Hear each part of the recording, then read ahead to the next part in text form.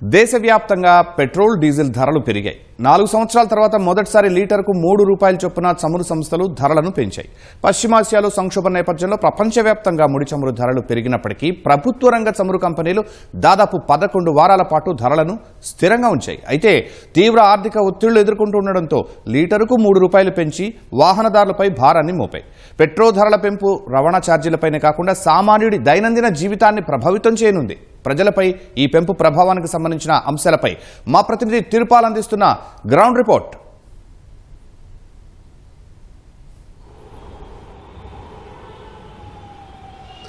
శర్మ, 4 సంవత్సరాల తర్వాత అంటే 2022 జూన్ తర్వాత మొట్టమొదటిసారి ఈవేళ పెట్రోల్ డీజిల్ పైన ₹3 పెంచుతూ కేంద్ర ప్రభుత్వం నిర్ణయం తీసుకునింది. అయితే కేంద్ర ప్రభుత్వం ఏదైతే ₹3 పెంచుతూ నిర్ణయం తీసుకుందో ఆయా రాష్ట్రాలలో విధిస్తున్న వ్యాట్ కూడా అదనంగా తిరిగి చేరుతుంది. తెలంగాణ రాష్ట్రంలో తీసుకున్నట్లయితే కూడా కేంద్ర ప్రభుత్వం అంటే చమురు సంస్థలు ఏదైతే ₹3 పెంచినాయో ఆ ₹3 మీద పెట్రోల్ మీద 35.20% వ్యాటు, అదేవిధంగా డీజిల్ మీద 27% వ్యాటు. అంటే పెట్రోల్ మీద 39 పైసలు, అంటే కేంద్రం పెంచిన ₹3 పాటు మరో 39 పైసలు పెట్రోల్ మీద అదనంగా పడుతుంది. అదేవిధంగా డీజిల్ మీద కేంద్రం పెంచిన ₹3 పాటు మరో 36 పైసలు డీజిల్ మీద అదనంగా పడుతుంది. కాబట్టి ఈ దాదాపు పెట్రోల్ మీద ₹3.39, డీజిల్ మీద ₹3.26 తెలంగాణలో పెరుగుదల నమోదైంది. అయితే హైదరాబాద్లో ఈ ధరలు చూసినట్లయితే కూడా నిన్నటి వరకు ఉన్న ధరలు పెట్రోల్ ₹107.50 ఉంది. ఈవేళ అది ₹110.89 చేరింది. అంటే ₹3.39 అదనంగా పెరిగింది. అదేవిధంగా డీజిల్ తీసుకున్నట్లయితే ₹95.70 నిన్నటి వరకు ఉంది.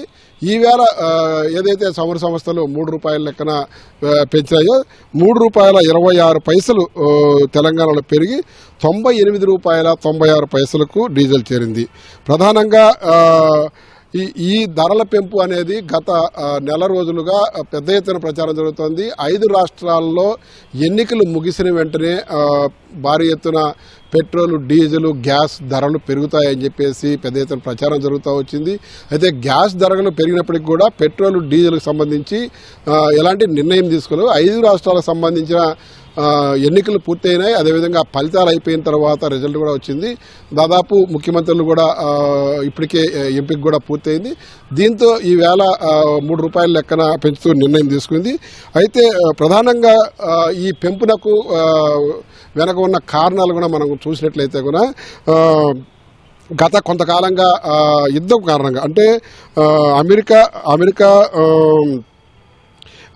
అమెరికా, ఇజ్రాయిల్, ఇరాన్ ఈ దేశాలకు సంబంధించి యుద్ధం జరగడము, అదేవిధంగా మనకు ఏదైతే దాదాపు 80% పెట్రోల్, డీజిల్ దిగుమతి అవుతుందో హార్మజ్ జలసంధి, ఈ జలసంధి దాదాపు మూసివేయడము, అదేవిధంగా మనకు రావాల్సిన చమురు అంతర్జాతీయ మార్కెట్ల నుంచి రావాల్సిన ఆ చమురుకు సంబంధించి చాలా వరకు ఉత్పత్తి కూడా తగ్గిపోవడం, ఈ అన్ని కారణాల వల్ల బ్యారెల్ ధర 100-105 ఉన్నది దాదాపు $120-125 వరకు ముడి చమురు ధరలు పెరిగినాయి.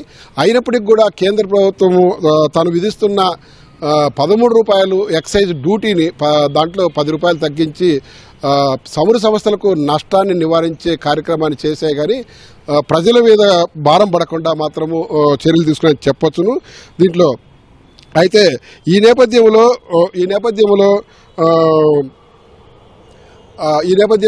గత కొన్ని రోజులుగా ఏదైతే ఎదురు చూస్తున్నారో ఈవేళ ₹3 మీద కొన్ని రోజుల పాటు చూసినట్లయితే ఈ ధరలు మరింత పెరిగే అవకాశం ఉండాలి.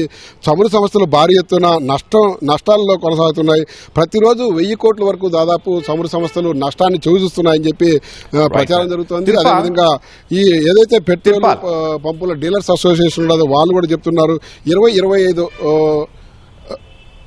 తిరుపాల్, మీరు అన్నట్లుగా క్షేత్రస్థాయిలో ఈ పెట్రోల్ డైరెక్ట్ గా వాడుతున్న వాళ్ళు ప్రజలు ఎవరైనా సరే పెట్రోల్ వాడుతున్న వాళ్ళు ఎలాంటి ఇబ్బందులు పడుతున్నారు, ఇండైరెక్ట్ గా ఈ సూపర్ మార్కెట్స్ లో కానీ, వినియోగ వస్తువులు కానీ, రైతు బజార్లు కానీ అక్కడ ఏమంటే ప్రతిస్పందన వస్తుంది?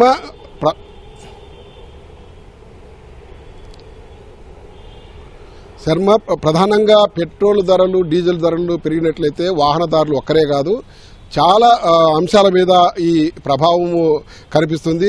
ప్రతిదీ కూడా రవాణా వ్యవస్థ అంతా కూడా పెట్రోల్ డీజిల్ మీదనే ఆధారపడి ఉంటుంది. కాబట్టి రవాణా అయ్యే కూరగాయలు కావచ్చు, నిత్యావసర సరుకులు కావచ్చు, ఇవన్నీ కూడా ధరలు పెరిగే అవకాశం ఉండాలి.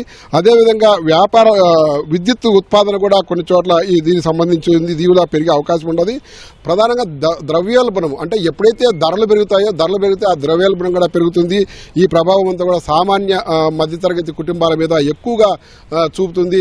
ఒకవైపు పేదలు మధ్యతరగతి ప్రజలు ఇప్పటికే ఈ అత్యధికంగా ఉన్న పెట్రోల్ డీజిల్ ధరలతో ఇబ్బంది పడుతున్న తరుణంలో తిరిగి కేంద్ర ప్రభుత్వం 3 రూపాయల లెక్కన పెంచడము, ఈ ధరలు మరింత పెరిగే అవకాశం ఉంది. 20-25 రూపాయల వరకు పెరిగే అవకాశం ఉండదని చెప్పేసి ప్రచారం జరుగుతుండటంతో సామాన్య ప్రజల్లో తీవ్ర ఆందోళన వ్యక్తమవుతుంది. వాహనదారులు అయితే కూడా ఇప్పటికే ధరలు పెంచే కార్యక్రమం ఇప్పటి నుంచే మొదలైంది. కాబట్టి ఈ ధరలు పెంచే కార్యక్రమం ఎంతవరకు కొనసాగుతుంది, ఎప్పటి వరకు పోతుందని చెప్పేసి ఒక ఆందోళన అయితే ఉండదు.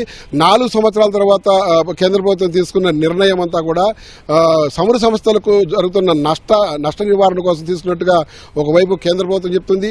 నష్ట నివారణను పక్కన పెడితే కూడా పేద మధ్యతరగతి ప్రజల మీద ఈ భారం పడి నడ్డి విరిగే అవకాశం ఉన్నది. పెద్ద ఎత్తున ఈ అన్ని సంబంధించిన రవాణా వ్యవస్థతో పాటు మిగిలిన ధరలకు సంబంధించి కూడా ధరలు పెరిగే అవకాశం ఉండదు. వీటంటిని భారం కూడా సామాన్య జనం మీద పడే అవకాశం ఉంది. శర్మ, ధన్యవాదాలు తిరుపాల్.